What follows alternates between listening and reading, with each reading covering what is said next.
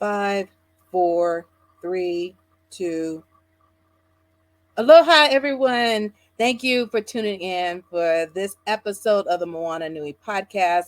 I know y'all excited about today's episode. We have our After Dark panel, our Disney lineup as usual. So I know y'all ready to comment, discuss about today's topic. But before we get started, for those that are new to tuning in, first, let me introduce myself. I am Dana, the other half of the Moana Nui Podcast.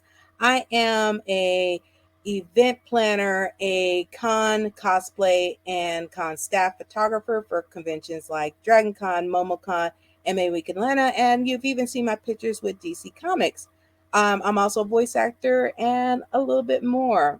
And of course, before we get started with our panel, a couple friendly reminders of some of the amazing things that are going on right now.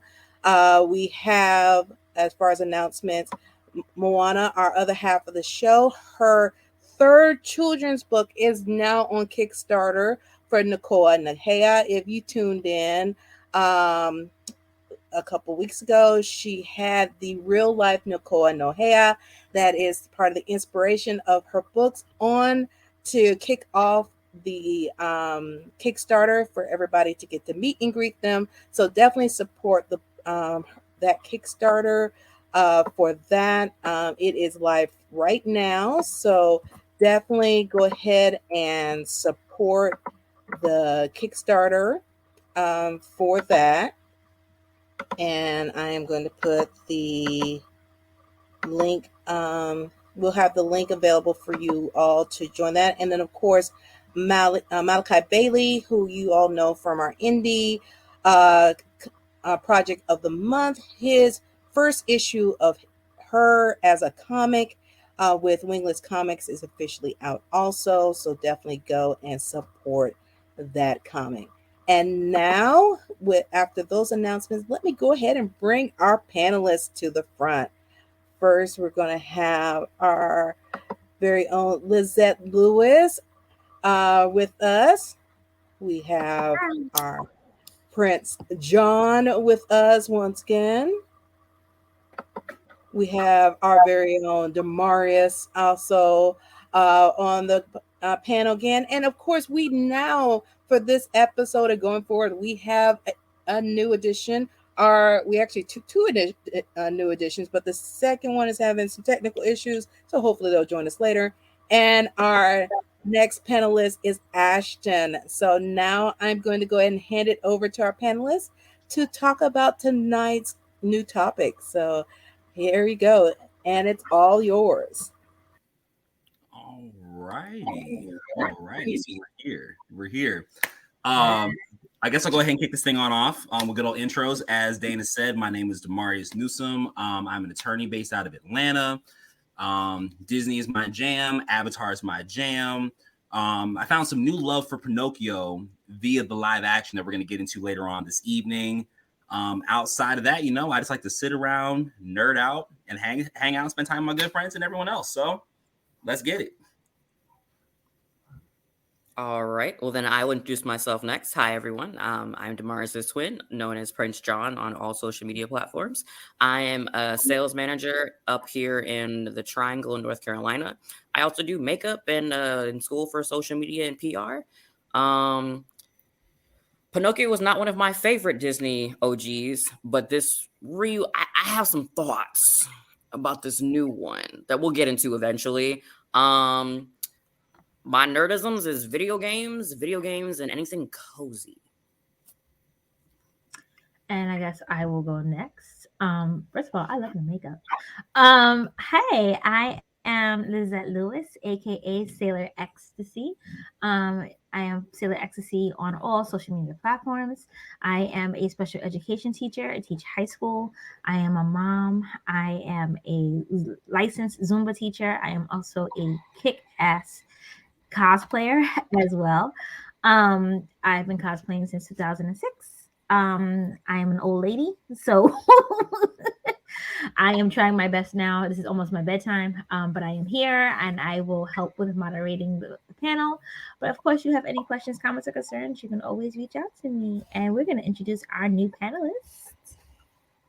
Hi, I'm Ashton. I'm based out of Long Beach, California. I'm a mom and a softball coach. And my nerdisms are Disney bounding, anything Disney, and most horror or psychological thrillers. Love all of that. All right. Oh, go ahead. So really, we're just gonna be here just to talk about just between the 1940 Pinocchio movie as well as the 2022 remake that just dropped on Disney Plus a couple weeks back. And I'm gonna pass it over to our moderator, Ms. Lewis. Let's go ahead and get it going. All right. So our first question is, since we've all seen the original Pinocchio movie and some of us have not seen the new one, compare the two, because I'm going to just be here listening and I'll chime in when I can.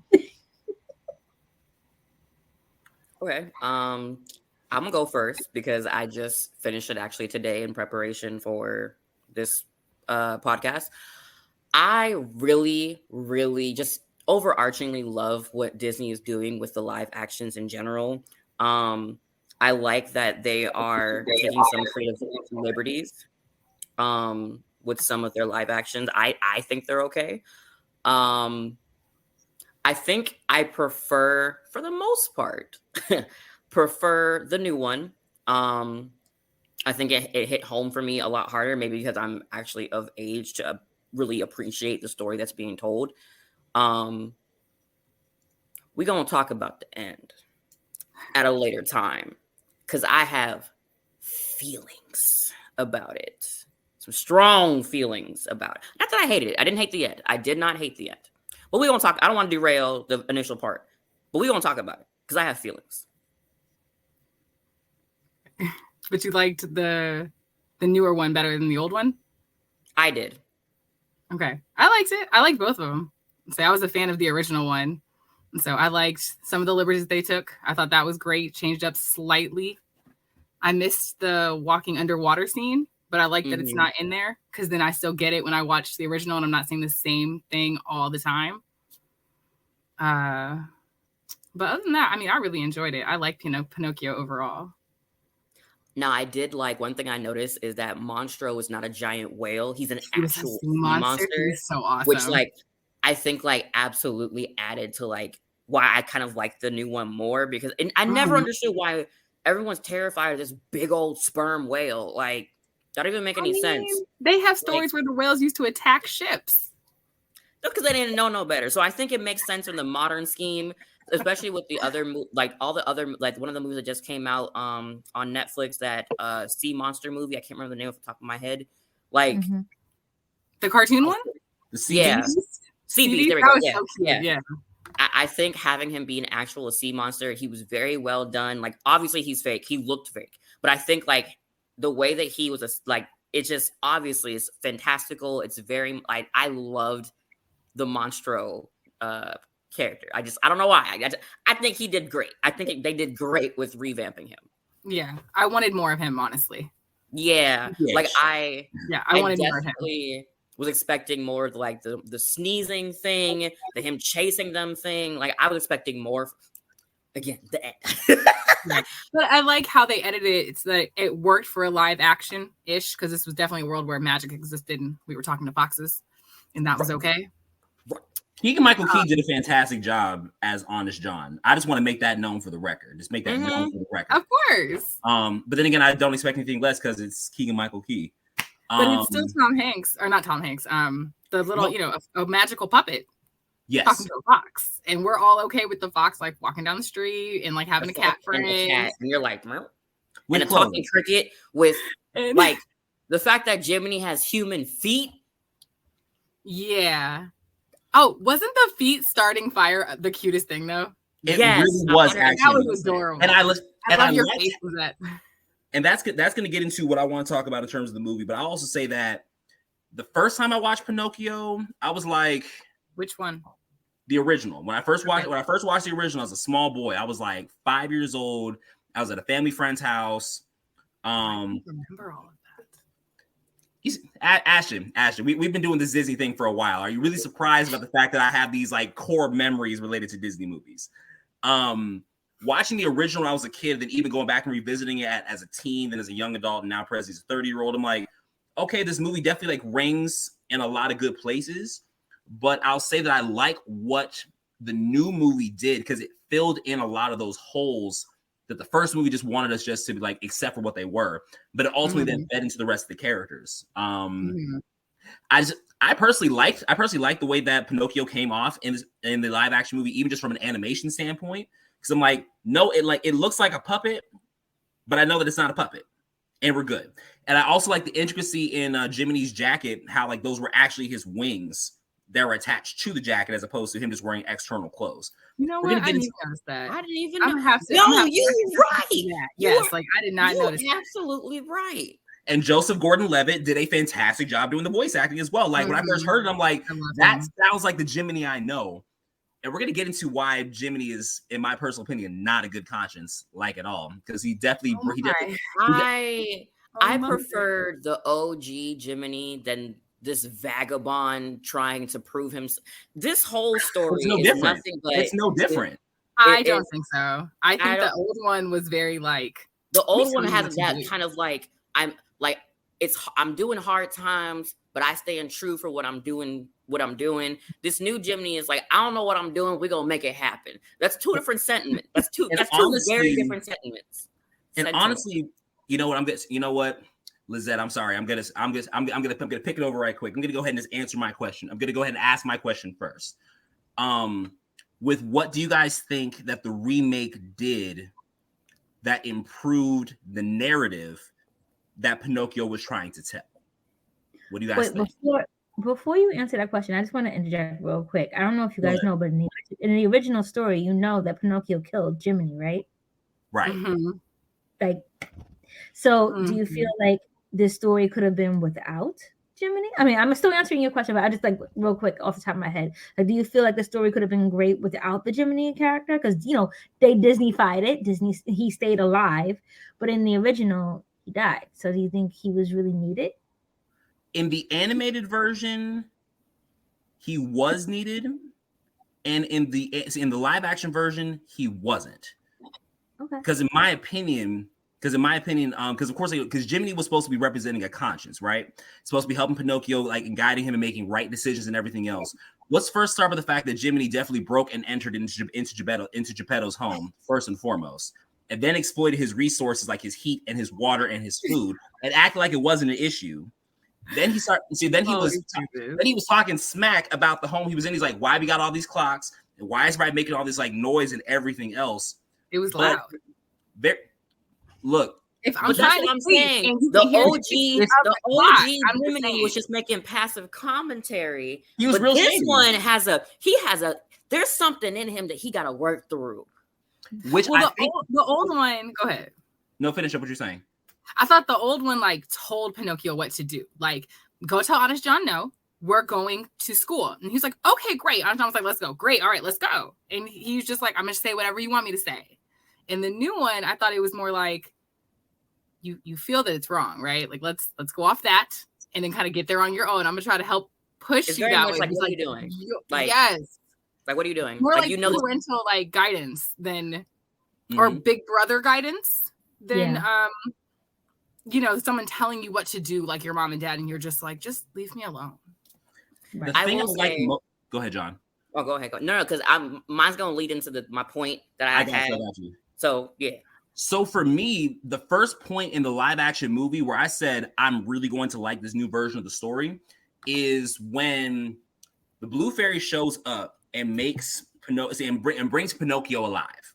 Right? Mm-hmm. And Pinocchio at first is doing that same kind of passive, I'm repeating what I've been told thing at first, until she taps him in the mind, and then he begins to start thinking for himself.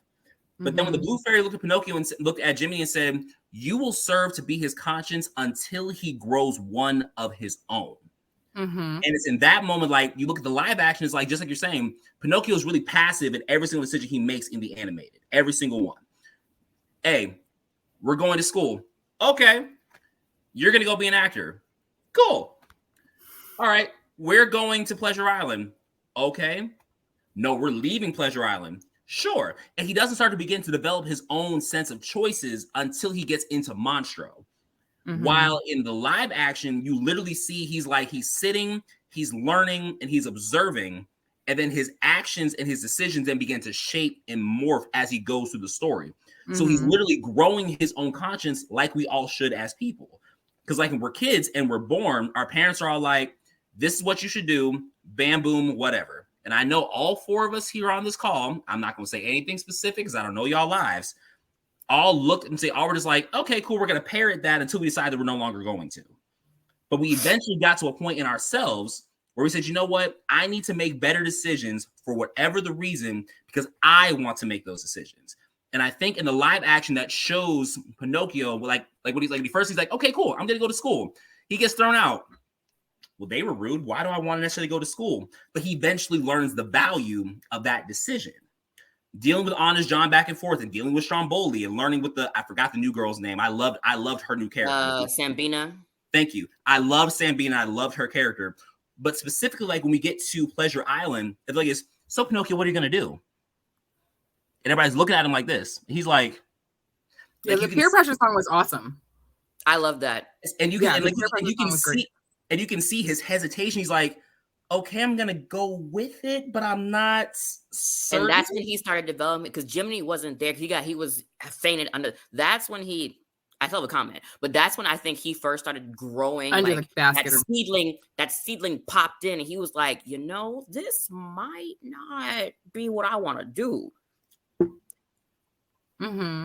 And he didn't have that self-affirmation of Jiminy being his conscience, being like, yes, you are on the right path. Let's maintain that path. So when you don't have that training, which again will lead to my second point that I put in the post in the chat, when you don't have that training to listen to that voice, and so all you have is it's like when people have cochlear implants and they have like gone their lives not being deaf. You don't have that training of your brain to tune out white noise. It's just all here. So he is having this sprout of a conscience, don't know who to listen to. And all you hear is the person you're supposed to trust. He literally told old man, I don't trust you. And the guy did this whole song and dance about what you're going to do. And the person he's supposed to trust is fainted under the carriage. So all he can go off of is this brand new conscience. I don't know what to do with. This is weird. I don't like this. So people who go through discomfort and don't know how to process their discomfort, which is what I think the whole point of the story is, and trauma and not processing things properly, literally make bad decisions. They're trying to do the right thing, but they make bad decisions every single time. You hit it. Which is why they do the song about peer pressure. Yes. John, you hit it right on the head when you said they're trying to do the right thing, but they don't. As opposed to like in the animated, it seemed like, for lack of better terms, Pinocchio didn't give a damn whether or not he was doing the right thing or the wrong thing until it hit with a negative consequence. Damn. While 2022 Pinocchio said, hee-haw. It won't till the hee-haw happened that he was like, oh, maybe I've been making bad decisions. Nah, right. He was the OG one. I liked how they did the Pleasure Island scenes. And I still have a point to get back to before. But I liked how they did the Pleasure Island scenes because the faces that Pinocchio was making throughout that whole thing was just like, this might not be like, it's the same thing as when a child is off away from their parent in college or doing whatever, and that deep-seated, your parents' voice is here, and you're like, I don't know if this is where I need to be right now, but I don't know where I need to be right now. And then you find out that in the OG one, Pinocchio was like, oh yeah, this is great. This is hee-haw. Oh, wait, hold on. And it goes then to how even in our own lives, sometimes we don't always get those moments of direct and immediate consequences that say, hey, maybe we need to be making a better decision. But that direct process, like just like you're saying, like in college or in life, or for those of us who lived in Atlanta, and that's all that I'm going to say about that aspect. That is all I am going to say. It's like it's a kind of ingrown, it's that kind of ingrown training, as well as the fact I also appreciate the fact that Blue Fairy wasn't acting as a Deus Ex Machina in the 2022 movie. She said, here's your life, here's your task. do what is best. And the magic will manifest itself as it needs to. That's really what she did.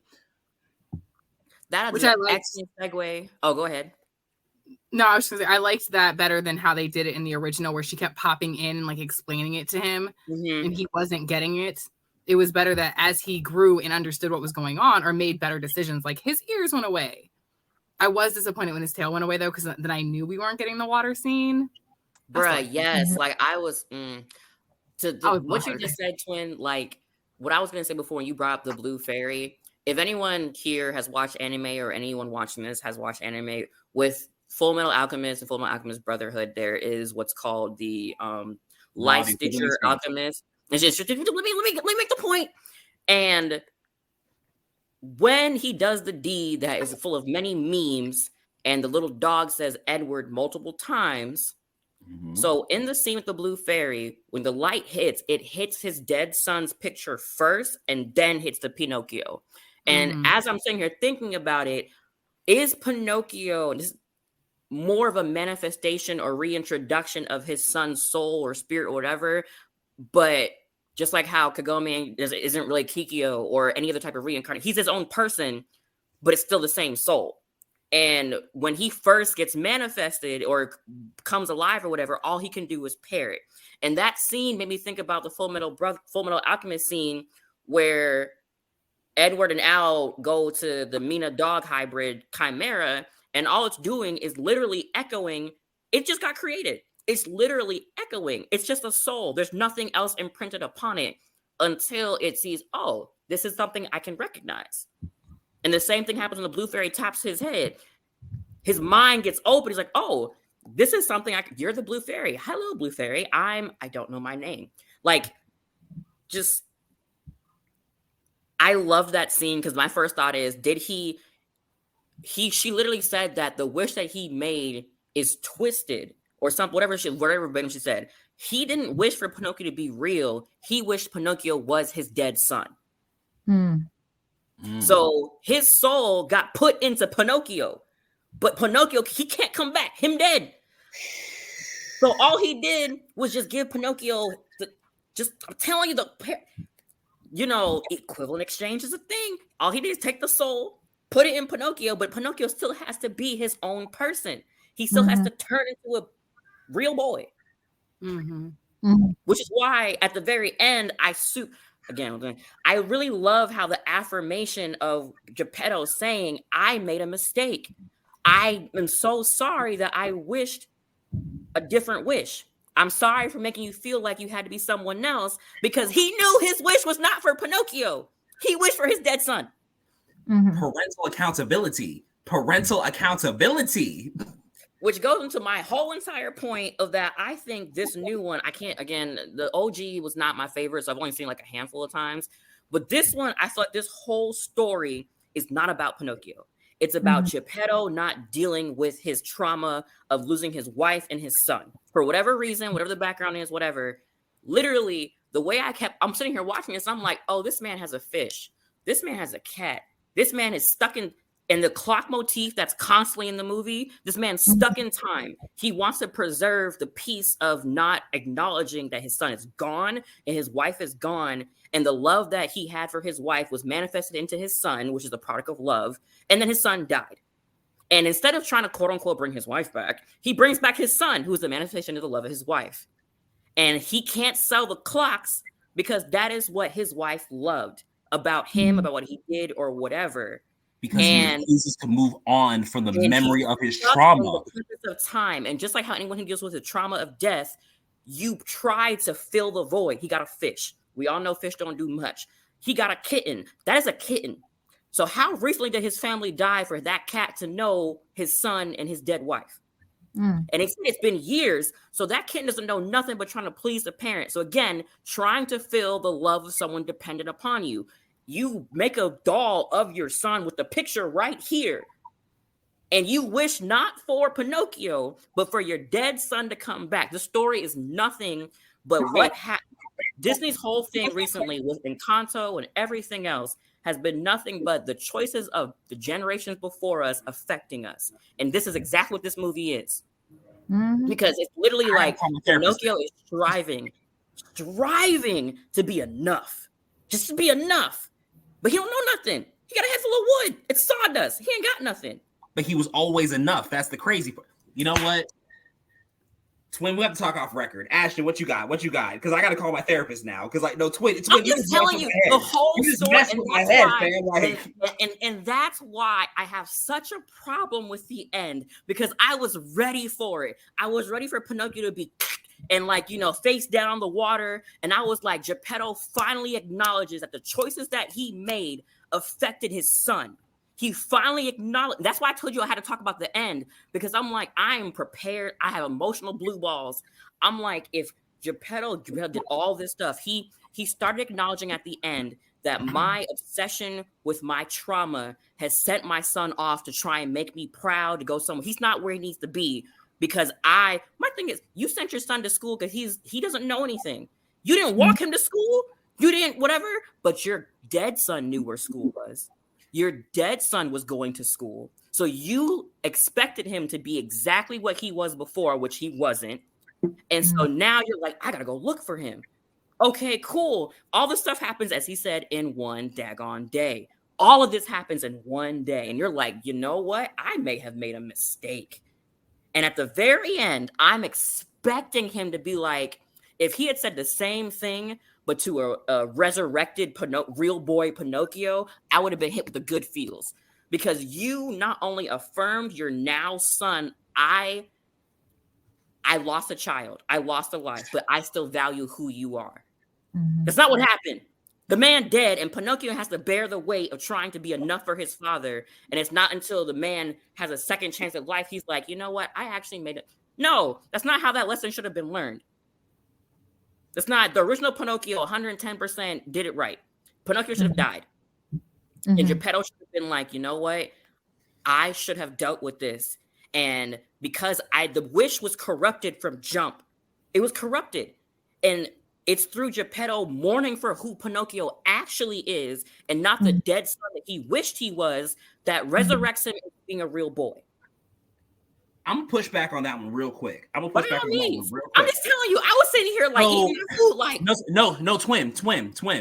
I'm here for what you're saying. I am here for what you're saying, because if we're thinking about, as you're talking about all these previous movies, the choices and the decisions of the generation from before causing the trauma and an imprint on the generations that come after, that require the generation that come after to break that same kind of trauma. But here's where it disconnects, because in the original, Geppetto was still only focused about Pinocchio being alive and Pinocchio being real. And that was it. That was it. But even with Pinocchio not dying in the live action, when they were there on the beach and Pinocchio had shown that he can still be his own person, and Geppetto was saying, you know what? I wanted you to be this thing, but I realized that I needed you to still be your own person. And I'm sorry. Because he did own up to that, which I think is still something that is important. And that was the moment that shifted the relationship in the live action to where when Geppetto said, he was like, it doesn't matter whether or not you are a live, living human boy or a living puppet. You are my child, and I love you as you are. That was the thing that had me tearing up here in my bed watching this thing like at 10 o'clock at night. National Coming Out Day for anyone whose parents don't say that to them. But I will say, I'm not saying I didn't like the ending. The ending was nice. I'm just saying I was expecting that lesson to come a different way.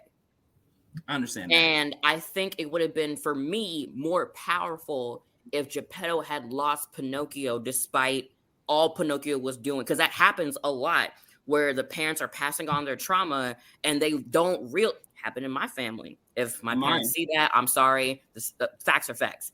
You are going to lose me if you don't get your ish together. And it's usually typically after the loss happens that the parent sits there and is like, oh, maybe I need to da-da-da-da-da-da. Because Geppetto was going to have to live with the fact that Pinocchio was dead. In the OG one, he was going to have to, like, I'm not saying the stories are literally like copy and paste. I'm just saying, if Pinocchio had died the same way he did in the OG version, Geppetto was going to have to live with the fact, like, the initial trauma was going to be, I lost a second son, and I did not appreciate him. And this Geppetto was going to have to recognize that he lost a second son and he didn't appreciate him for being a whole separate person. Because the original wish was corrupted. It wasn't I want you to be you. I just want my son back. Right. It's not even that I just want my son back. It's I wish for you to be the being that I want you to be. It's not accepting your kids for who they are, but constantly trying to make your kids somebody they're not. Happy National Coming Out Day, fam. You know what? God's timing is always right. All right. Come on, Asher, we on a rant. Asher and Lizette, we on a rant. Y'all This got is what happens. Y'all Which is why I'm getting ready to come in. Ashton, if you would like to chime in on the last thought, and then we're gonna move on to Demarius's question. So go ahead. So if you prefer the end from the original, John, what do you think they would have done if they would have killed Pinocchio in this one so that they could have gotten to that same point? Because I enjoyed that they kind of left it open-ended, that when he walked away, he was a puppet, he was a real boy, he was a book. It wasn't really what happened. It was a myth.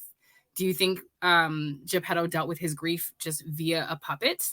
And all of that was in his head, and that's why it's a magical world of corrupted wishes and talking foxes, and none of that really happened, and he went through all this experience in one day and ended up on a boat selling all of his possessions because of grief. And grief is a bitch, and it's hard to deal with it. And how do you process it?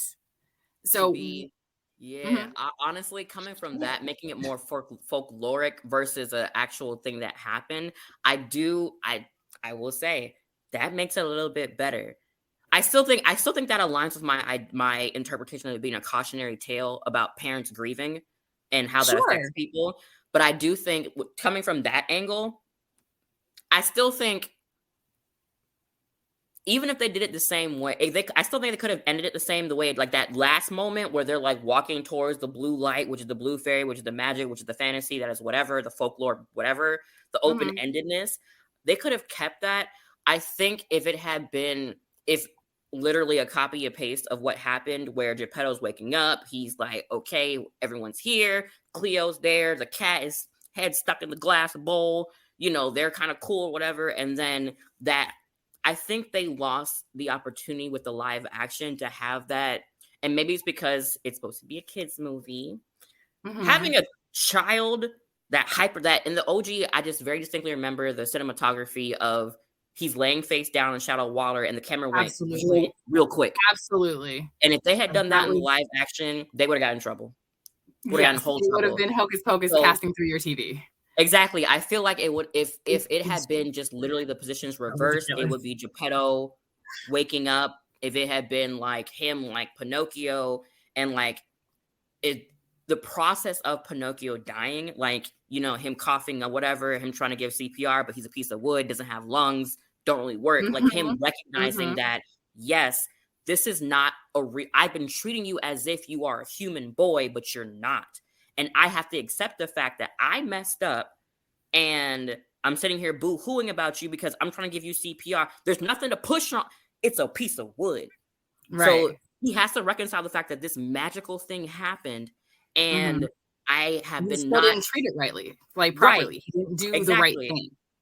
And so then I would have loved to see, Geppetto doing the same thing he did in the OG. Maybe didn't have to go. Like in the OG version, he went back to the home. All three of them are crying, boo-hooing. Blue Fairy shows up, makes them real.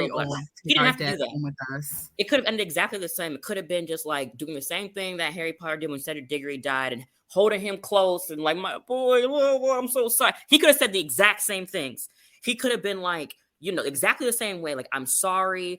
He could have been saying it posthumously.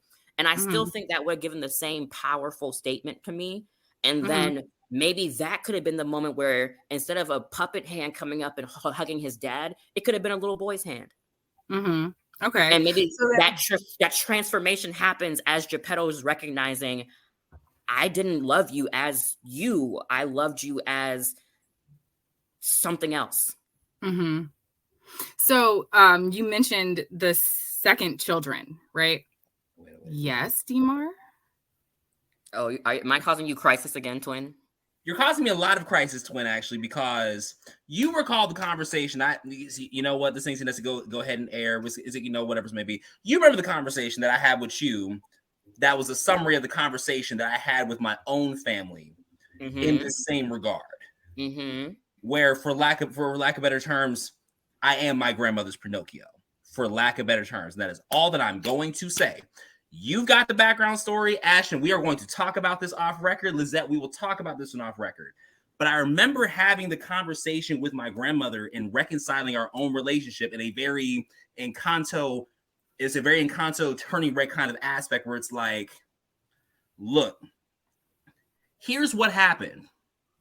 And here's what you did. Here are your expectations and your traumas, and I understand that. But here's the harm that it caused to me over here. And that has to be reconciled. And again, when Geppetto looked Pinocchio in his eyes, all wet, and said, you know what? I wanted you to be something different, but I see you as you are. And that's the love I'm going to give you as you are. In my opinion, it really doesn't matter whether or not he was turned into a human boy at the end of that movie, or if he was remaining as a puppet in that movie, or even just a figment of Geppetto's imagination in processing his grief, as Ashton is saying. Geppetto at that moment, for lack of, I'm going to use this napkin right quick. He lifted the veil of his own expectations to see the beauty of the thing that he created. And the thing that he created, while it's not what he expected, he's like, but it's so beautiful as it is. And for that, come on, somebody. And that's the beauty of the Blue Fairy's magic, because the Blue Fairy arguably being more powerful than the Fairy Godmother in every other aspect, because this whole giving life and everything else literally said, here is your life. Here's come on, praise dance. Exactly. Get the church fan, get the church book. Here is your life. Here's your ability to decide for yourself. Do it. And when you, because the guiding moral is always going to be that you have to prove yourself brave, truthful, and unselfish. Can the church say amen? And of good courage. The truth will set you free.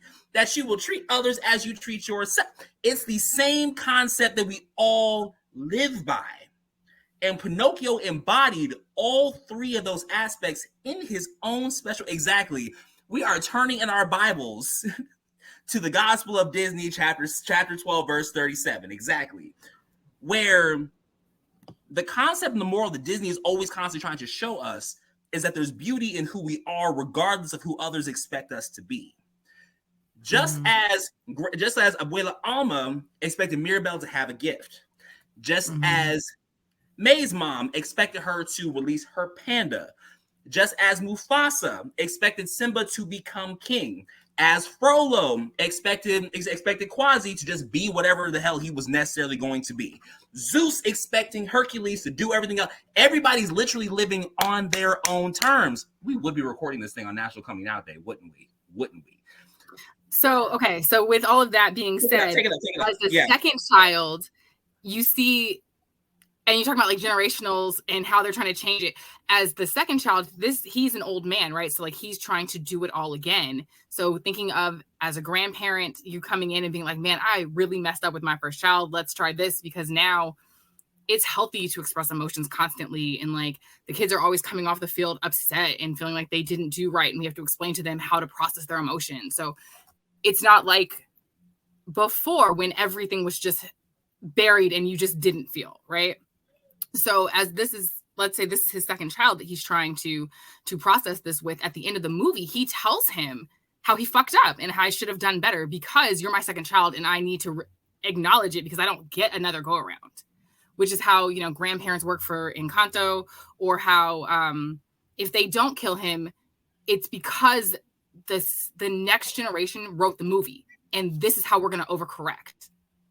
Because you're absolutely right. Fixing this trauma, because we are going to fix this trauma.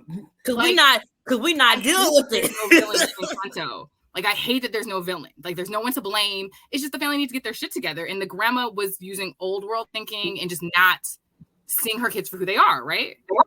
So no, the grandmother is a villain. So, because she's not a villain.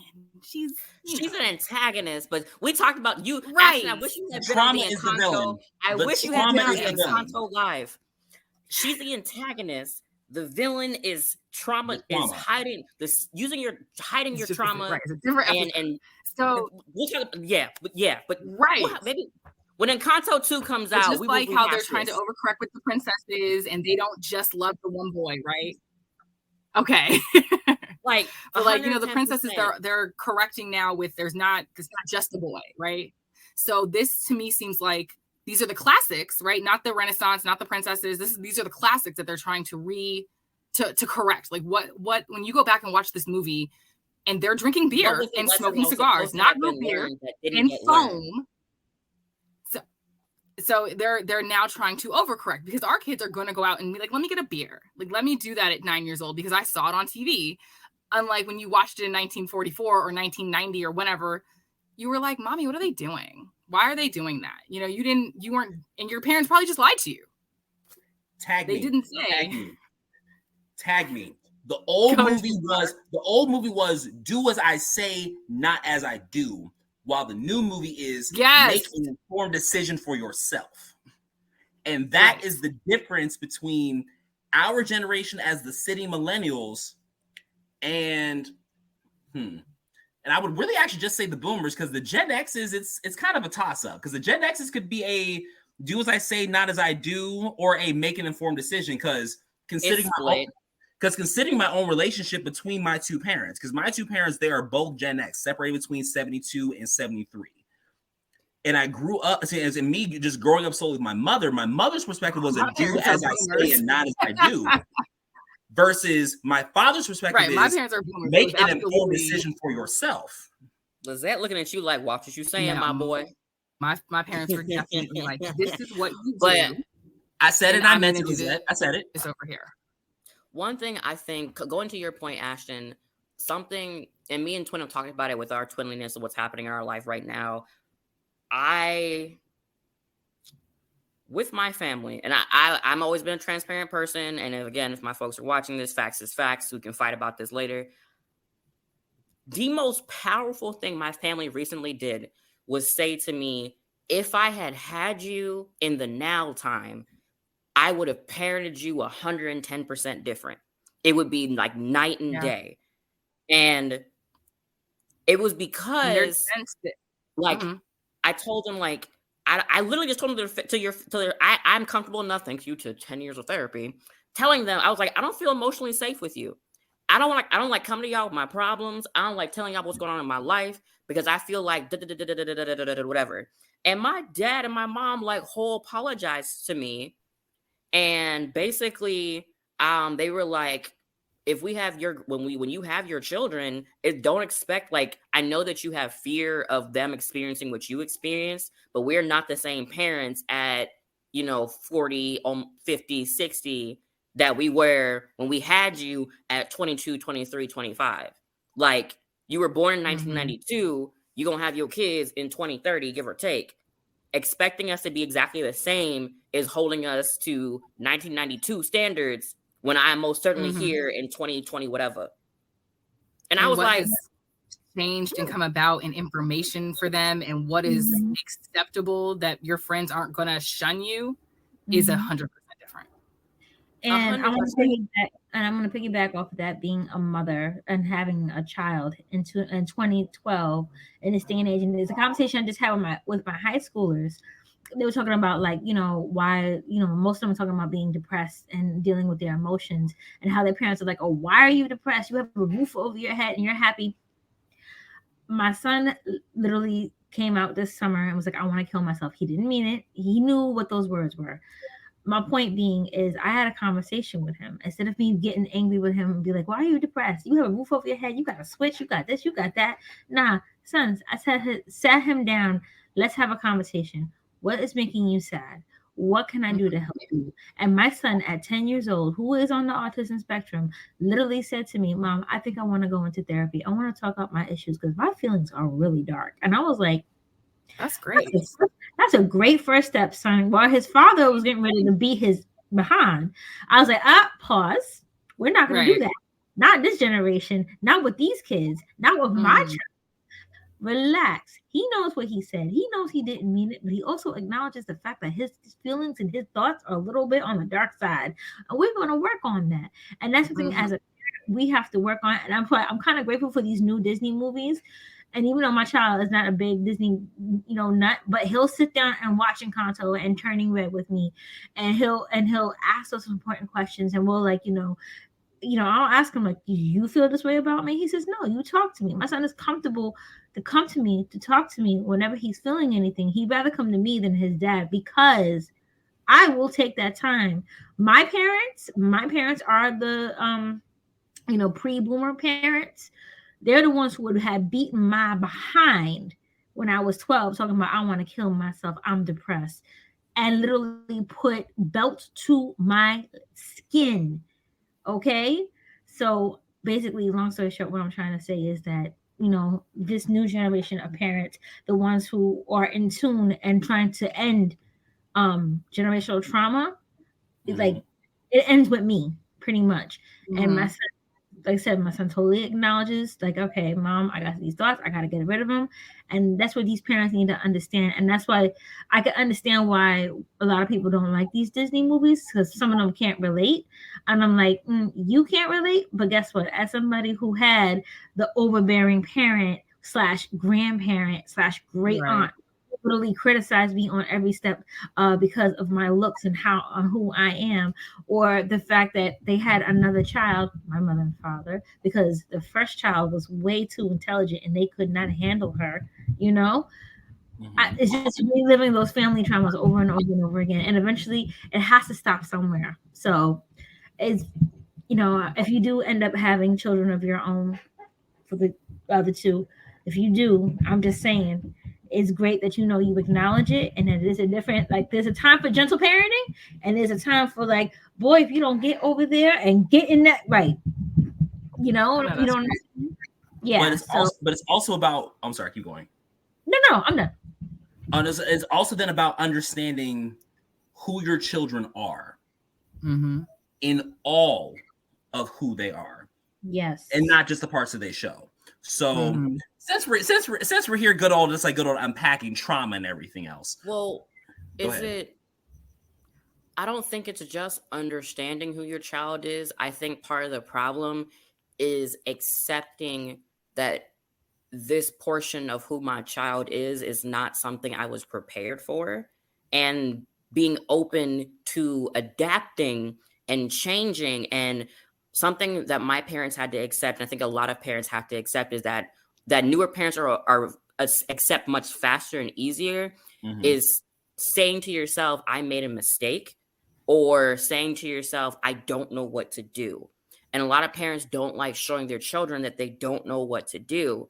And the problem becomes, when you're of the older generation, you tended to handle problems with it like a battering ram, spam plan A, you're going to be this way, my way, no highway option, whatever. But a lot of newer parents understand that there's more than one way to skin a cat. 6 1/2 doesn't sound the same. Like, and it doesn't work for every child. You have to do exactly. Your first, and you accept your third. Like, I used to have a comparison problem with my parents, and I was always being compared to my older. Why Michelle would do this? Michelle would do this. I'm like, I ain't Michelle. And it took a really long time. Honestly, my whole embodiment of who I am is a manifestation of me literally saying, I'm going to be me because y'all won't let me be me. And I almost wanted, I just recently told my mom, like, I just, like, if I had the representation that I needed, and if I had been allowed to explore and be myself, I probably wouldn't be as flamboyantly gay as hell as I am now. When? No. Like, please understand what I'm saying. I'm not saying. No, I understood you. It was just super funny. That was for Demarius. Like, I'm not saying I wouldn't be me. I'm just saying. It's so funny. My vocalization, my aggressive self-love, my very much empowerment of others, and almost codependency on making people be their best selves is literally because I manifest and see through other people. You're not being your best self, so let me help you be your best self. I'm healing my inner trauma about not being allowed to be my best self by making you your best self.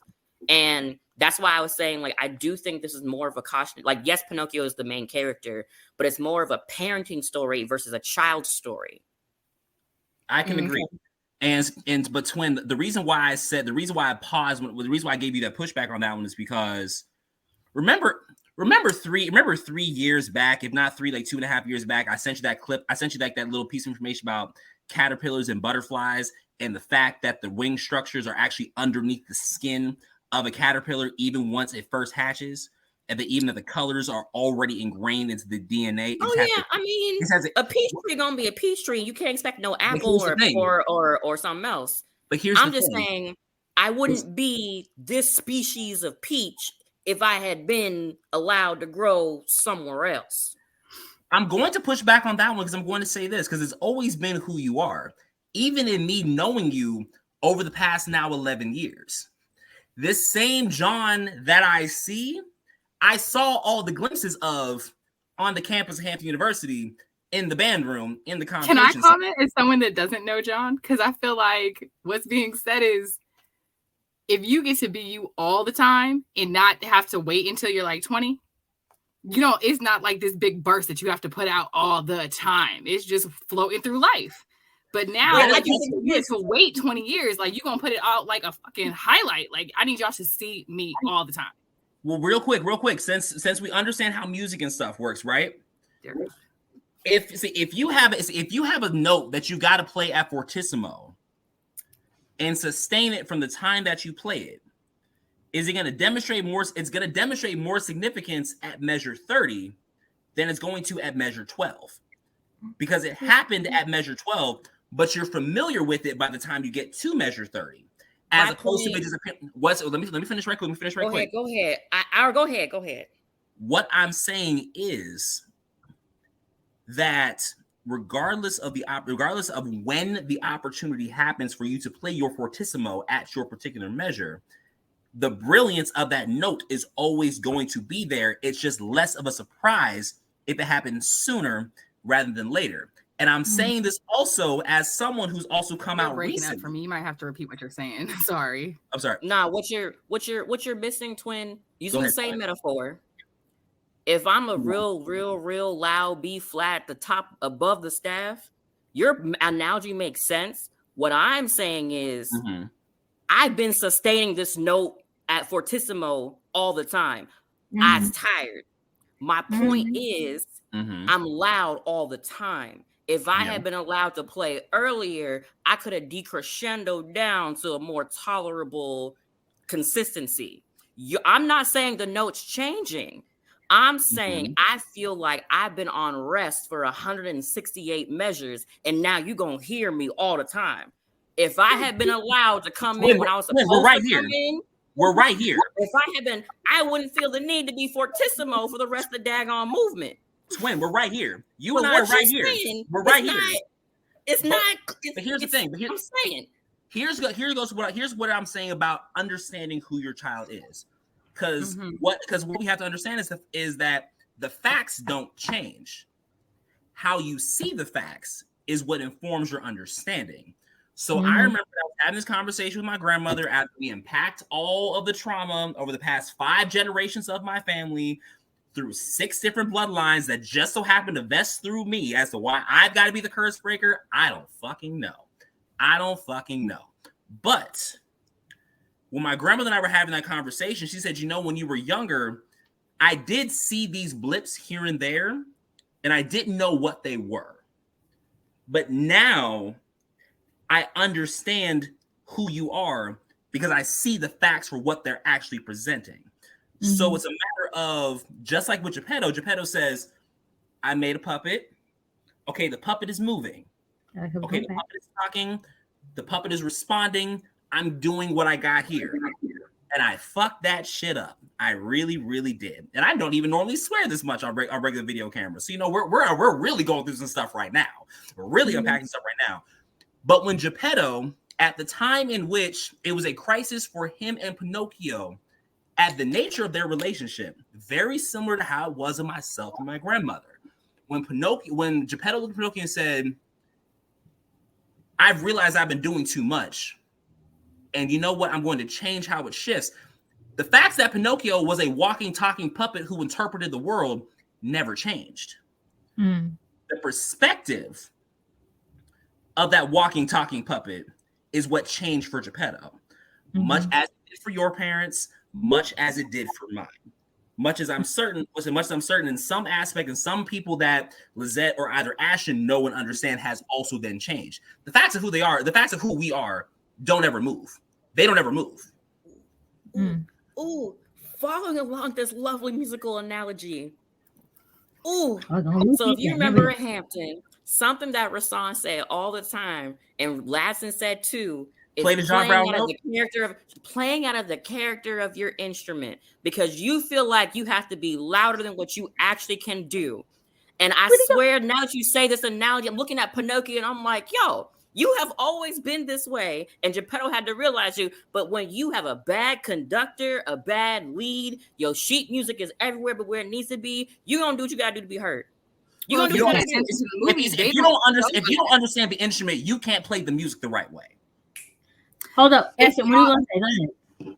Sorry. No, go ahead. Go ahead, Ashton. Me? Go ahead. From what you guys are saying, they don't show us any time with Geppetto parenting Pinocchio at all. They tell us that they spent time together, then he sends them into the world, and that is all. Like, there is no parenting done. He's just go out and see if you can come back. And you mentioned, like, you know, the kid didn't know where school was. He's following school. He gets kicked out of school. He doesn't end up coming home. He waits till 5 o'clock to go see, where's my kid? Your kid walked up the street. If your kid wasn't back by 3:30, where's your kid? So, I mean, he doesn't parent his child at all, which is also probably something from like working too much and like being the dad and being like the breadwinner. And now, you know, all these years later, or thinking that he did enough. Right. So, or, you know, not moving on from your trauma and maintaining that you are not actually my son. You were actually just a puppet who I wish was my son. So I don't really need to be looking after you like you actually my son and causing all your trauma and stress till the very end. Like, oh no, I traumatized you like you actually are my son. So let me treat you like you actually my son. Because I tried to make you into the image of my son, knowing full and damn well that was never going to be, because of the fact that I can never have my son back. Yes, full circle. Back to the end of the movie of him telling him, man, I messed up. Like, I love you for how you are. And then we don't know if it was a dream or, you know. I'm telling you, we could write dissertations off these I wasn't expecting to unpack more generational and parental trauma with Pinocchio, not with Pinocchio. Yeah, John, when you put the grief question, I was like, I have no idea how to answer this question. But Ashton, let's go into your question though. Let's go into yours about this unconditional love right quick, because it's coming on back. Like Celine Dion said, it's all coming back to me now. Keep going. Let's go.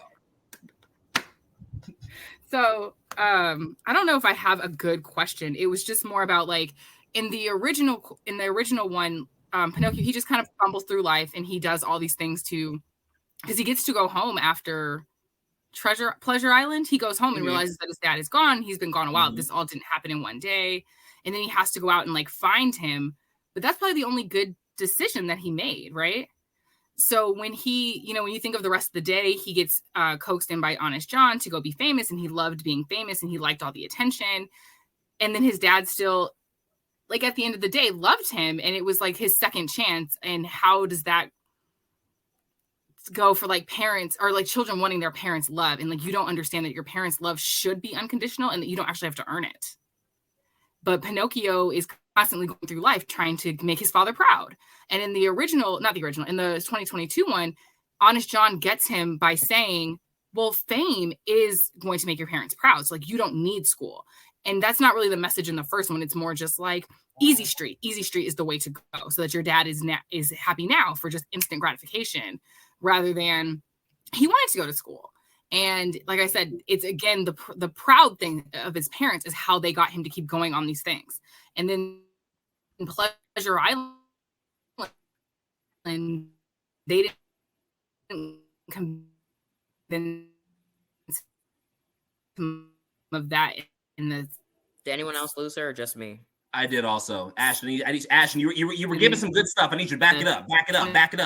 Okay. You're breaking up. The last thing that we heard coherently was Honest John Easy Street. And you get this root beer, and then it gets kind of scary. Ashton, we missed your whole we missed your sermon. We missed your sermon. The last thing that we heard was the last thing Honest John telling Pinocchio that him being and now the little spinny wheel is doing the thing. That's okay. She'll be back. No, it's okay. I'm gonna write it down. I'm gonna write it here in the chat. Be like this. Go back to your sermon. Last thing we heard. Because she was preaching for a moment. She was she was making some good points. Yeah. How honest. See, y'all gonna make me have to go back and rewatch this movie and sit through it again and then process my trauma like I did the other movies that we just recently got. This is about to be crazy. Yeah, thank you, twin. Appreciate it. You know, that 98 words per minute comes in handy. You know, my ADHD kicked in, and I was like, that executive dysfunction be real bad. Real bad. Dang, bro. Like, you and I right here, because that was me at work today. They were doing construction outside. Like, you talking to make phone calls and write IEPs? No, that's not happening. I'm going home. That's why I take meds. Dang, man, she was on a sermon, and we was all like, she was, because it reminded me about a conversation that I had with my father that helped me process the issues with my maternal family. And I'm going to wait till she comes back before I can bring it on up. Man, good thing my family don't watch these podcasts because they be getting dragged. They be getting dragged for these episodes like piece by piece. Piece by piece. She back? Hey, I can see me. Can you guys see me? Yes. I don't know. Okay. Can you hear me? So Ashley, can you hear us? Yes, I think California's trying to have a thunderstorm and it's affecting what's happening. Okay. So it's very rare. It hasn't rained in years. Come on, Cinderella story. Anyways. Okay. Like John said, that the last thing that we heard was where Honest John told Pinocchio that fame was what was going to make his parent proud. And we were talking about the unconditional love. That's the last bit that we heard. Can you rehash that right quick? Because you was giving us some good points. Like my spirit felt it. I couldn't hear it, but my spirit felt where you were going. I hope so. Okay, I'm gonna try. Okay, so I was trying to say that, you know, Pinocchio is trying to earn his dad's love instead of realizing that it's unconditional love. So Honest John in the 2022 one is telling him that fame is the way to get your father's love. Like it's this great thing that everyone will love you. Your father will be proud of you because you've gone out and achieved this thing. In the original one, they're just telling him it's easy street. This is what you should do because right now this is instant gratification and it'll make your father proud of you. So then when they go to Pleasure Island, that is again Honest John and Gideon the cat coming up to him and like convincing him that he should go and do these things, and them just getting rid of Jiminy Cricket, who's still telling him no, just what to do, and him not making decisions. But in the original, in the 22 one, they snatch him off the street and they take him and they do the peer pressure song, which is terrifying because Jiminy was trying to explain peer pressure and then he got kind of kicked away. So he doesn't really understand, what do I do when my friends want to do stuff? What do I do when I think it's bad? Because he tells him, I don't trust you. Like, I'm scared. And then they go to Pleasure Island, and Pleasure Island gets kind of scary quickly. Like, they get on this boat, you have a nice root beer, and then it gets faster. And then it's like rage room, kids like destroying things, kids fighting, like, and he's never even gone into the world. So like, this is scary. They don't really do that in the original one. It's fighting, but like, it's fun and games, and like, we're going to break stuff. And like, it's kind of like what they think mischievous kids did, I guess, before we had TV to tell us what we should do. Mm-hmm. So, you know, at the end of it, he comes back around in the original one, like he realizes his father is gone and he's been gone and looking for him all this time while he's just been out making all these horrible decisions. And he comes back and kind of like, it's more like he earns his father's love by going out to find him and saving him, and he dies in the process. But because of all of that, he earned his father's love. Whereas in the 22 one, I felt more like him and his father both realized this is unconditional love. And I love you no matter what's going on. And I just need to let you know that and like be there for you. And again, I liked the ending because of that and how it was like, it could be real, could not be real. It was both of them needing to have that, you know? In the original, love was earned, while in the new one, it was freely given as it should be. Right. And that goes back to what you were saying before, Ashton, about how Disney is just basically like redoing the movies and giving the lessons that should have been there from the first place. Yeah. I do like that. One thing I was saying in the chat real quick while you were talking is that when you're talking about Pleasure Island, where he's starting to notice things are wrong, I was noticing at the very end of that water boat scene, right before they get to like the pool hall, the music gets decidedly like, you know, a whole bunch of sharps and flats and chromatic scale-y, and like it gets really dystopian and slow and sounds very wrong. And it happens right as they get to, well, it starts as they get to the scene where like they're like shouting out into like the mirror and like screaming into the void, which as all traumatized children do. And it was when they got to the school montage and they're like breaking everything is when the music got real slow, real chromatic, and Pinocchio's face was like, oh, I made a mistake. Mm-hmm. Yeah.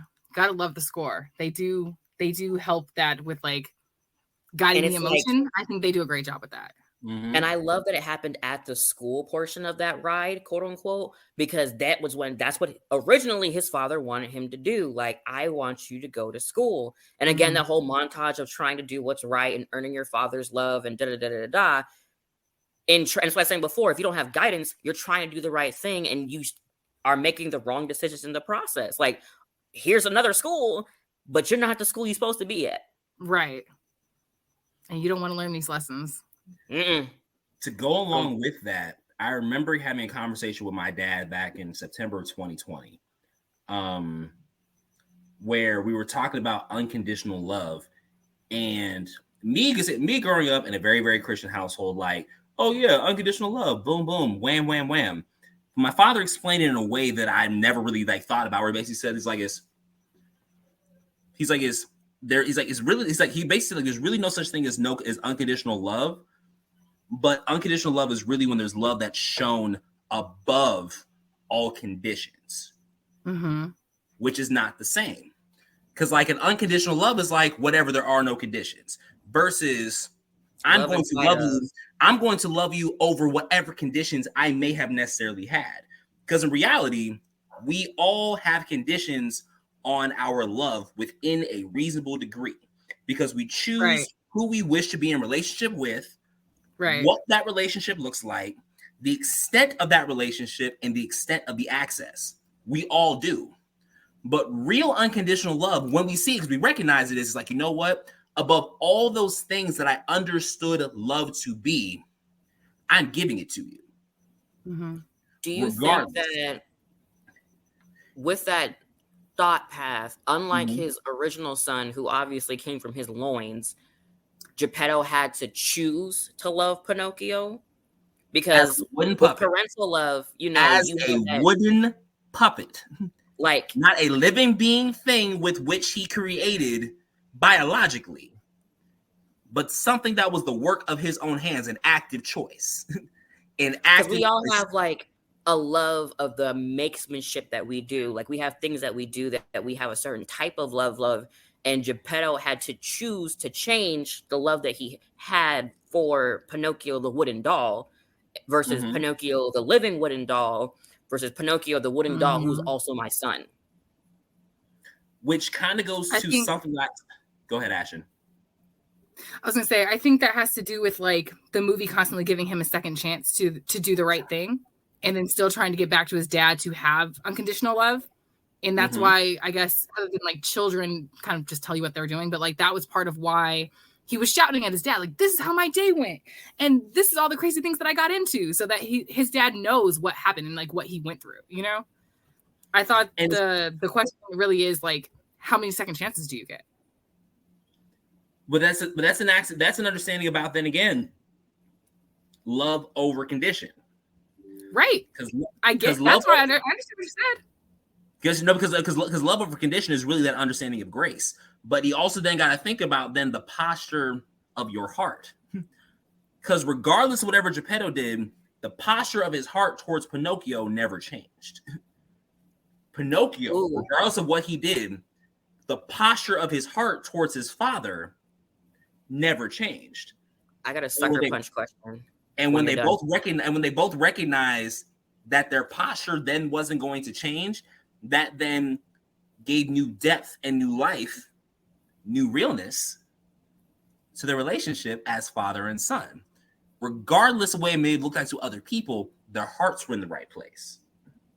So my sucker punch question, thinking as we relate this to our personal stories, whether we are parents or, not parents, just talking about our own parental issues that we deal with our parents. Do you think because Pinocchio is essentially the mind of a child versus if all these things happen, these are years going by and now Pinocchio is older, back to your question, Ashton, with chances. Mm-hmm. Do you think at a certain point, if these things continue to happen to Pinocchio because he gained no guidance, would he have said, F it, I'm done trying? I think society tells us that he would, yes. So because based off the story, his heart posture doesn't, but his heart posture doesn't. No. Like we will forever seek our parents' love. Not talk to them anymore. As children, we are going to forever seek our parents' love, and that is why it's traumatic to have to cut off your parent for A, B, C, D, E reason. That doesn't mean the action of cutting a parent off doesn't still happen. So my question is not, does Pinocchio want to cut him off? I'm saying at a certain point, if this is not Pinocchio the child, which is the movie, if this is Pinocchio the elder teenager, Pinocchio the young adult, the Pinocchio who has been dealing with his parental trauma and his parent essentially not treating him as who he is, but some other amalgamation of this internal picture in his head, would Pinocchio have stopped trying to earn his father's love? Even if eventually Geppetto came back around exactly as he did, it verbatim the same, with the way that Pinocchio is, and then Jiminy being his quote-unquote conscience never being where he needs to be when he needs to be there, would Pinocchio eventually look at Geppetto and be like, I'm done trying. I don't care what happens at this point. I don't care what happens in my life to me or to you. I love you, but I'm going to do me, and whatever happens, happens. I'm saying yes. I'm saying no. See, I told you it's a sucker punch question because you have to age up the Pinocchio that's here and not look at the actual ending, but look at if literally all this is taking place over years, over decades, over whatever, not this instant, but there is no reconciliation ever happening. It's literally back to back to back, Geppetto constantly whatever, or Pinocchio being away from Geppetto or whatever's happening, and he's still trying to get back to his dad, trying to get back to his dad. Maybe he does get back to his dad. Maybe Geppetto still treats him the same way and sends him back out into the world again, saying, hey, yo, you got to figure this out, my guy. I trust that you will make the right decisions without raising you to make the right decisions. And then again, Pinocchio gets in some messed up situations and tries to get back to his dad. And then it's a constant cycle over years. At a certain point, I feel like, I'm not saying Pinocchio will cut off his dad because he wants to. I'm saying I'm done putting myself in these situations, trying to come back to you, and you consistently not recognizing that you're the one putting me in these situations. I'm done. Space and grace. And that's the reason why I'm saying no, because I've done it myself. Because twin, as you know, Lizette and Ash, and I guess whoever else who listens to this podcast, as you also know, I live 15 minutes away from my immediate family. My immediate family who I've known for all of my days. My immediate family within their own reasonable, not even reasonable degree, wholly unreasonable and totally fucked up a lot of different ways, rejected key portions of who I am for the purposes of their own expectations of me and our relationship, right? And I had to choose the space for myself so then I could let go of all of that hurt to heal and to process. But the fact of the matter is the reconciliation is not my choice. Because if I'm not the one who caused the harm, it is not my choice to then try to come back into the fold whatsoever. But because the fact that my heart posture has not changed towards my family, when that reconciliation is willing on their end to work its way back on in, is then we can have that conversation. But I can let go of all of the bullshit in time with therapy and processing and chosen family like Pinocchio found in Zabina, to then allow for that room and that grace for me to then also grow. So that when they choose to come back into the fold, if they do, right, and I will then be in a space to receive it because I chose to put that space in the thing. So if we have a 30-year-old Pinocchio, hey, over here, how you doing? And I'm over here living my life as I choose to on my own terms. If you choose not to come back into the fold, that is your choice. It is not my problem. It is your choice. You're talking about Pinocchio and them reconciling. I'm talking about the Pinocchio says, I'm done trying. I'm not saying he'll never give Geppetto the chance. I'm saying I'm done trying. They're not mutually exclusive. They're not mutually exclusive. No, I'm not. I'm saying like you're talking about and somewhat projecting, talking about Pinocchio essentially saying, I'm done trying, but whenever you're ready to fix your stuff, I'll be here. Which is what I'm also saying. I'm not, you're saying, no, it couldn't happen. I'm saying Pinocchio is going to say, I'm going to choose, as you literally just verbatim said, I'm going to live my life how I so deem it to be correct. And whether or not you accept it is irrelevant. Exactly. In the current iteration of Pinocchio, he's still constantly trying to get Geppetto's love and trying to do all these things that I want to make my father proud. And but are you proud, Pinocchio? Are you the 30-year-old, 25-year-old Pinocchio happy with these decisions? I think if we bring in Once Upon a Time, we can answer this question because it's no, like he doesn't do well and he misses his papa and he turns into the little boy. And I love, that's fine. But I think if we're just going off of what they've given us, they've done a great job of him being a small child. Like I think in the OG one, he was really like more of a buffoon. Like he really just didn't have common sense or any idea of what was going on. And in the second one, the 22 one, he was more of a child that was confused and needed guidance. And I thought they made that come off really well. So for the character that he was as being, let's say, like under 10, he wants his parents' approval. That's what you crave as a little child. I think if we got like an adolescent version, we could answer this a bit more where you don't care about your parents as much. Your friends become way more entertaining. The outside world becomes an influence in a different way. That's where you'll get that sense of I can be me and I don't need my parents' approval. I think we just need him to age a little more. But if we want to reference Once Upon a Time, I think August, right? He decided that he made bad decisions and he had a great time. And then he was turning back into wood. But he was turned back into wood because the curse got reversed, not because of his own choice. Are we sure about that? That's Are we going to argue plot nuance or going to focus on the actual point of the question? We'll come back to that. That's a Once Upon a Time podcast. I'd have 3. Anyway, we'll pick an episode for Once Upon a Time. We'll pick an episode for that. So I'm going to piggyback off of this. Yeah, as somebody whose parents kind of want to keep me as a puppet, right? Do whatever they wanted me to do, and I wanted their approval and wanted to make them proud. But at the same time, I was my own person. I had to make my own decisions. Eventually, I am somebody who had to cut off my parents. I had to cut them off for 7 years. Did not talk to them. Did not want to be bothered with them. Wow. Did not want anything to do with them because eventually, even though I wanted to make them proud, but they still wanted to keep me as a little kid. They still, at 21, 22, want to beat me with a belt. Keep that in mind. Yeah. Right. I was like, I got to cut you out. I can't do this anymore. Plus, I'm trying to go to college, and you weren't seeing me. They wanted me to be a why go to school? I want to be a teacher. I'm not. Right. What do you mean? I want to be a teacher. Right. So I had to cut my family off for 7 years. Now, when I came back, I only came back because of the fact that my father, unfortunately, started going through dementia, and then eventually it did develop to Alzheimer's. So eventually he kind of forgot who I was at a certain point. He would come in and out, whatever, fine. And I helped my mother out. But then my mother, being my mother, was doing the same thing she was doing before.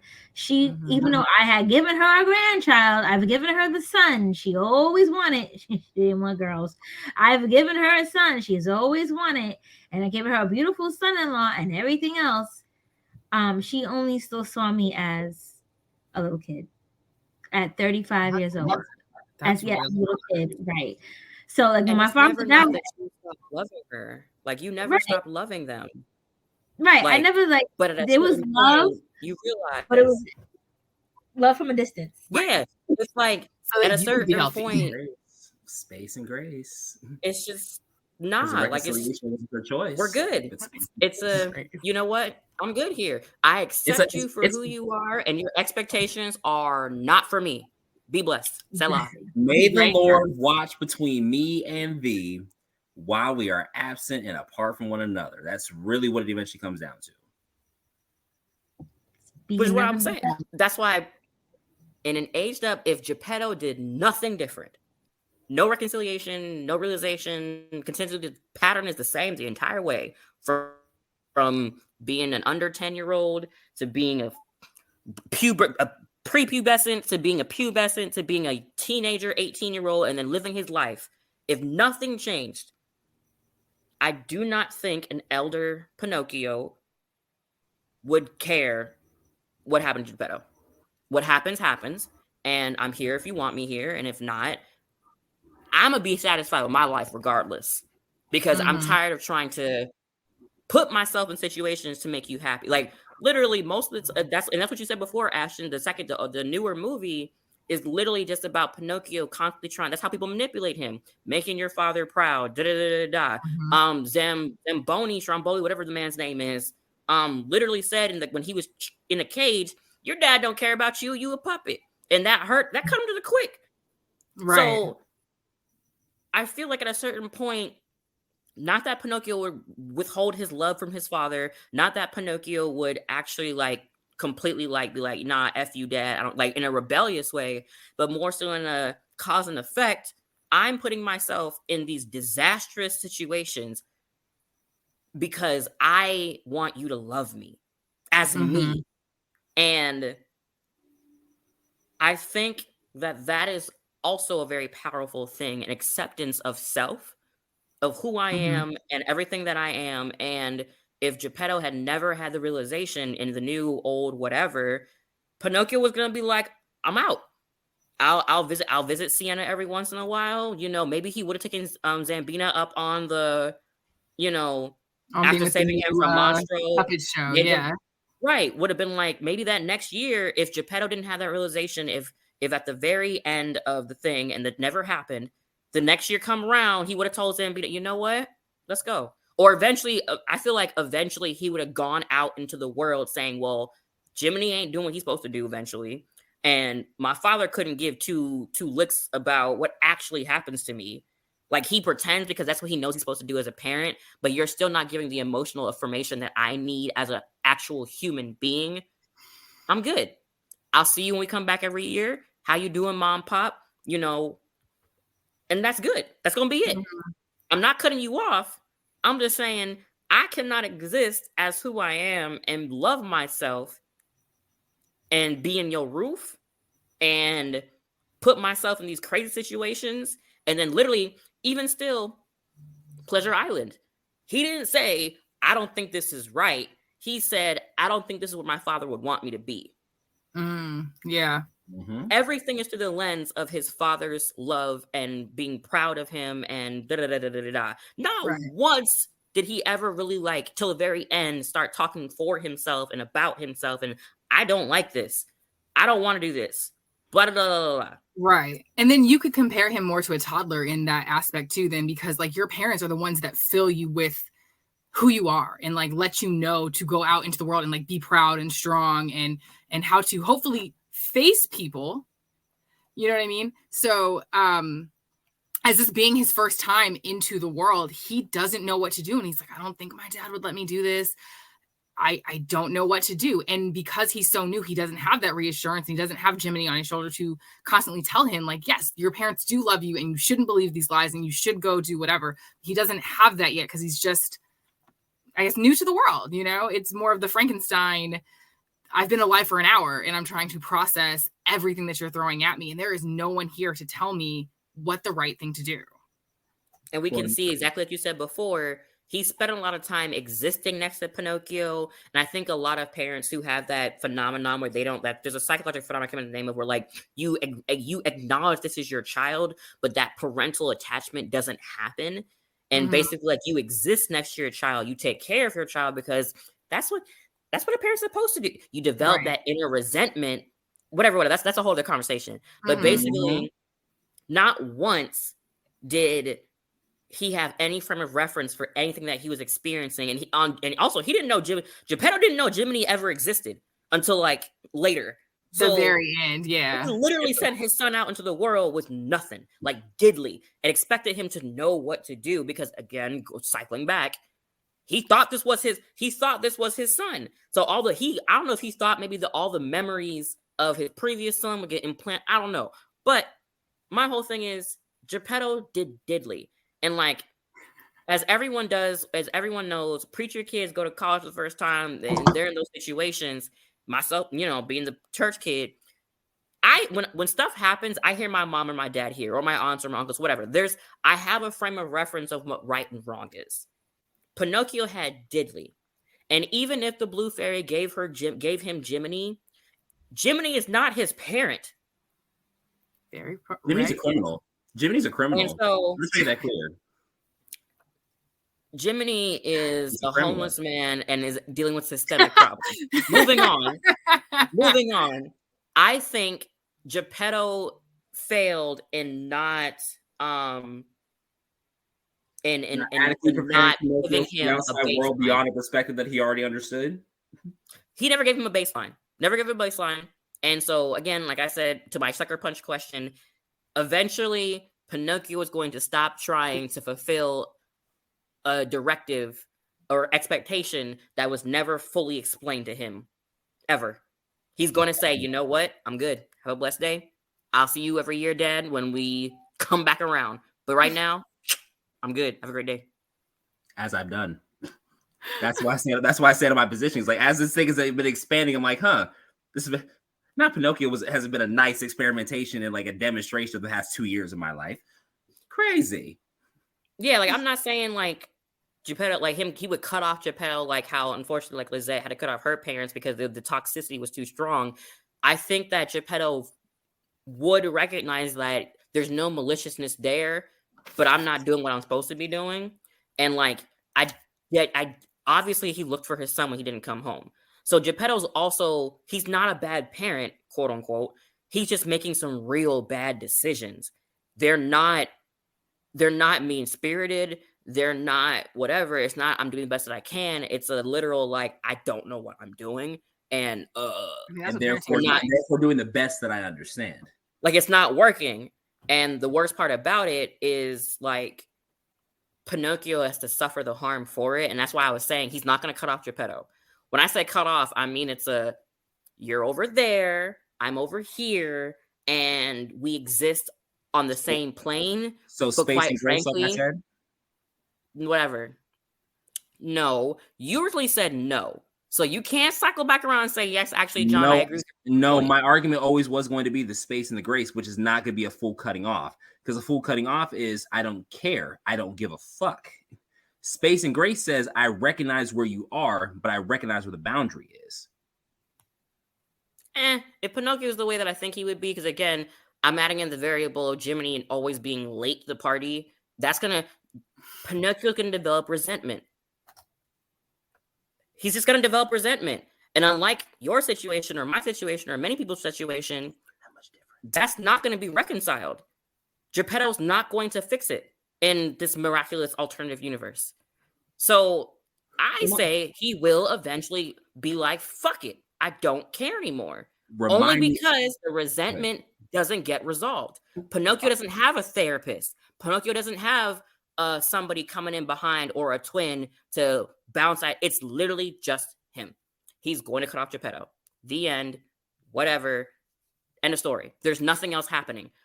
He's gonna say, Geppetto, F you, I'll see you every year, but otherwise he's not gonna send letters. He's not gonna send no money back home. He's gonna be like, live your best life, Pops. I'm out. I'll see you every year because I feel obligated to, but outside of that, I don't care. Okay. We're gonna have a twin conversation off record. Because the gag is, I'm literally walking both sides of the pathway at the exact same time. We're gonna talk off record. You got a lot of off-record conversations to have. A lot of things have happened in my life. Weird. I mean, you hear it, right? Just constantly. So did we answer all the questions? I think we did. We did. I think also like we also typically we've gone like a half hour to our Google time. I think we can keep going. We can wrap. It's really whatever y'all want to do. I would suggest wrapping just because I like podcasts, but if we hit 2 hours, I'm not gonna listen to us. Fam. I'm just like Okay. I like to stay in that 58 to 90 minute range. We are at 90 minutes right now.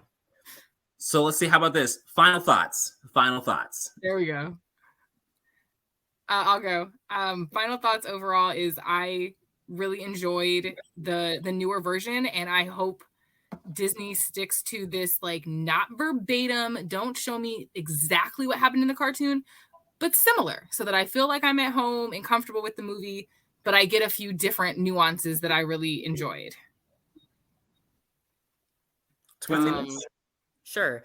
I think this new movie was much more powerful than the OG still. I still like this one more than the original one. 110%.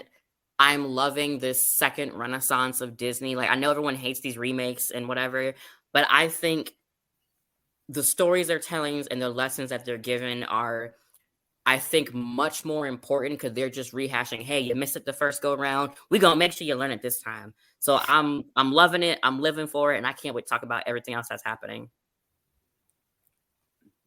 For me, final thoughts on the Pinocchios. I love the 2022 version as opposed to the 1940. TBH, the 2022, the 1940 keeps putting me to sleep. I'm not gonna hold you. I'm slightly insulted. I really do enjoy that version. I said what I said, and I meant what I said when I said it. Okay. But the ride is wonderful. You said what? The ride is wonderful. In Fantasyland at Disneyland, it's a great ride. That's completely fantastic. That's great. I haven't been, so we're gonna be fine. But I'll say that to echo what both of you are saying, I appreciate that they are taking the old story, but peeling back those layers that were not discussed that surround the old story, that then gives it that new context. The facts don't change, but the interpretation thereof is what is different. Is what ultimately makes it better. I'm looking forward to these other new remakes. Just like I know we're gonna need to do a 2-part episode for this Little Mermaid live action, both before and after the premiere. Are we ready? We ready. Ashton, you know I'm ready. You know I'm ready. Excited. Say we're going dressed as the Little Mermaid. I mean, correct. As you should. I can't wait. We're doing African don't have a Jamaican accent. I'm sorry. As a Jamaican, if that crowd don't have a Jamaican accent, I've been lied to. Okay, I'm done. Go ahead, Lisa. I'm just waiting for the sermonic that's going to be part of your world. Look. Everybody lift up your hands and turn to your Bibles. I'm ready for the sermonic.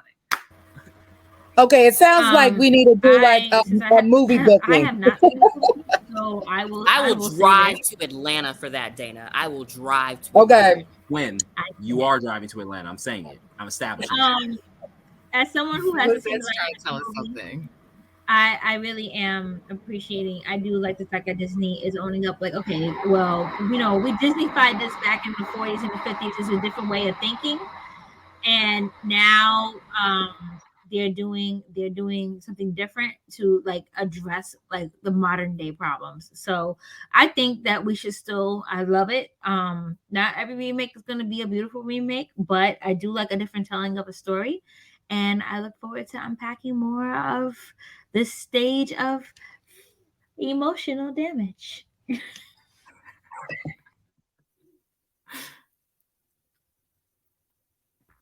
Emotional damage. I have to. I'm sorry. That's nothing. That's Disney all right now. Just emotional. Every time something happens, that's what my brain hears. Now, Disney gonna start doing with their DVDs. You know how they always have you got free digital copy. With this DVD, you get 10 free therapy sessions on Disney. And one Twin, you are putting yourself on mute as you are talking. No, the gag is like I unmuted myself. I picked my hand up. My computer said, "Shh."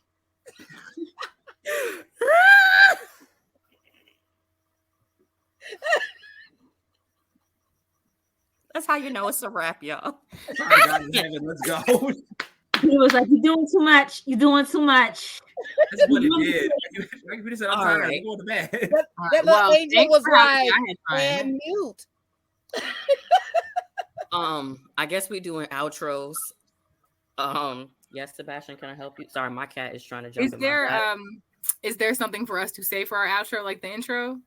You want to say who we Pretty are? much, where can they Yeah, find you? You can basically you can tell the audience like how they can follow you or whatever you want to provide as your outro. So if people want to follow you on social media, they can follow you under whatever social media you want to provide. Okay. All right. Well, I guess I'm gonna go because I'm talking. Thank you guys for having me. I had a good time. So hopefully you guys will have me back. Definitely. You're in the official outro now. Wonderful. I forgot to mention in the intro that I am a big Lord of the Rings nerd. Like, love all things Lord of the Rings. We can talk about that anytime. I'm thrilled. Appreciate that, John. And I see you guys. I love that. And then on social media, I'm on Instagram at Amazon Pixie, doing random cosplay or softball or just hanging out with my kids all day, every day. Thanks, guys. I forgot to say in my intro that my fandoms are right now My Hero Academia and Sailor Moon all day, every day. Gang, gang. You can find me on all platforms as Sailor X with an X, Sailor Ecstasy, former stripper name. And you can find me on all platforms. Yeah, we'll talk about that later. Now we're going down to the paint. Wait, right. So anyway, and I'm based in Brooklyn, New York. So hey, Yes. Prince Okay. John. Hey, y'all. My name is Prince John on all platforms. I'm getting ready to start a blog about princely passions, which is my foray into all the tips and tricks of beauty and makeup and black luxe. Makeup artist, social media aficionado, and your resident therapist. Yeah, so follow me everywhere. I'll post stuff in the comments whenever this gets posted. And I'm Demarius Newsome. I'm an attorney in Atlanta. Don't call me unless you're the victim of a crime, because I do not do any of the kinds of law. I can be found on Facebook via my first name, my last name when it drops on the flyer. Same deal. Also my Instagram. That's at OhSoFortunate 3 O's FOUR. And I hope you have enjoyed a glimpse into my 2022 therapy sessions. My therapist, I need to call my therapist because today unpacked a lot of things for me. As we said, emotional damage. Right? Emotional damage. And generational trauma. Exactly. Here comes the Offered birds. by Disney. And group song now. We break into group song now. Well, of course, everybody. Now, hold on. Sorry. Fans. Well, of course, everybody, thank you for tuning in. Definitely, we look forward to engaging with you on our next Disney After Dark discussion. This little group right here will discuss which new Disney thing. And of course, May, let me go ahead and start making some calls, and we have to book something for May so we can do like a little screening and stuff. So I'll let y'all know. We need a two-parter for the Little Mermaid live action, before and Next after. year, dog. Expectations and reality. We need a two-parter. Okay, so like the week that it's getting ready to come out, the week before it comes out, we do a before, and then after it comes out, we do an after. Correct. Okay, that sounds great. Okay, perfect. All right, everybody. Thank you for tuning in to the Moana Nui Podcast. We look forward to seeing y'all next week. Of course, follow us on all social media platforms. And of course, as of September 16th, we are now also on the Agents of Geekdom network. So you can follow us on there, where they have various shows on each night. Moana Nui always on Thursdays, and you can see other shows such as Chat and Draw and much more, that you can have all kind of podcasts and discussions all week long on the Agents of Geekdom Network. So definitely check us out there. Follow us on Agents of Geekdom and, of course, Moana Nui Podcast on all social media platforms. So thank you, everybody, for tuning in, and have a good night. Bye, everyone. Bye.